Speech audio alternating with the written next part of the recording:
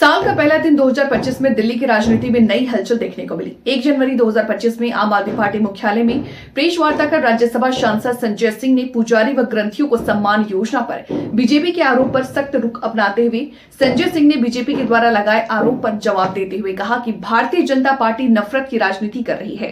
कभी मौलवियों की तनख्वाह को इसी भारतीय जनता पार्टी ने ऐतराज जताया था और अब पुजारियों और ग्रंथियों को हम जो सम्मान देना चाहते हैं उनको 18,000 रुपए तनख्वाह देने पर बीजेपी बौखलाई हुई है और लगातार विरोध कर रही है।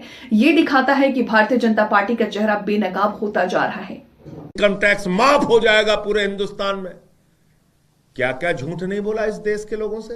तो बीजेपी ने तो इस देश के नौजवानों के पीठ में छुरा मारने का काम किया है। पीटे जा रहे हैं बेरोजगार नौजवान। बिहार में आप तस्वीर देख सकते हैं, नौकरी नहीं दे पा रहे हैं। वो हमसे सवाल कर रहे हैं, अरविंद केजरीवाल से, जिन्होंने वादे से ज्यादा काम करके दिखाया।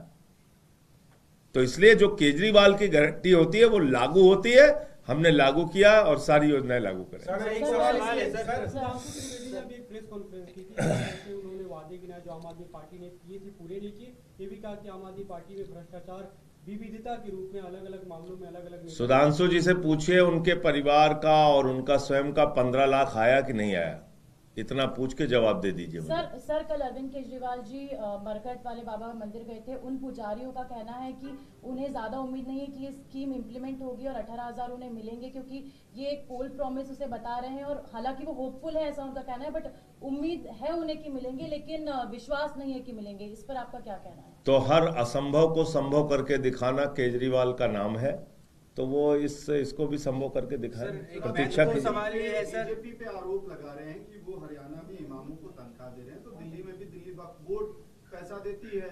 समस्या किस बात से? नंबर 1। नंबर 2, आपके नए स्कीम पे इसलिए भी सवाल उठ रहे हैं क्योंकि 17 महीने से इमामों का 18,000 और 16,000 जो अजान पढ़ते हैं उनका बकाया है, पेमेंट नहीं हो। तो वो देखना हमारी सरकार का काम है, उसको हम देखेंगे।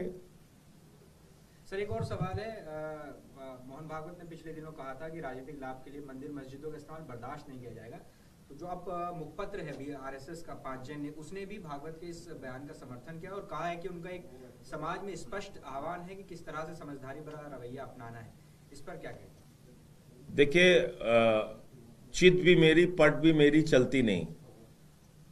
बीजेपी के लोग खुद बवाल खड़ा करते हैं, सरकार प्रायोजित हिंसा होती है, हिंसा करने वालों को पुलिस की सुरक्षा मिलती है, और भागवत जी कह रहे हैं कि उनको इस सब के बारे में कुछ पता नहीं।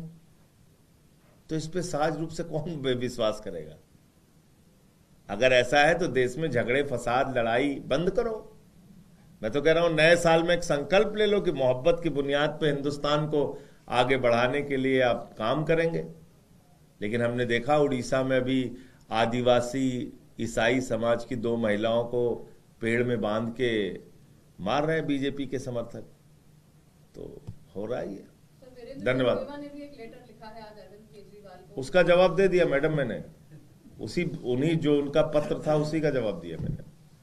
भारतीय झूठा पार्टी है बीजेपी, और हम सच की बुनियाद पर राजनीति करते हैं, और केजरीवाल जी ने जितने वादे अब तक किए हैं सब पूरे किए हैं।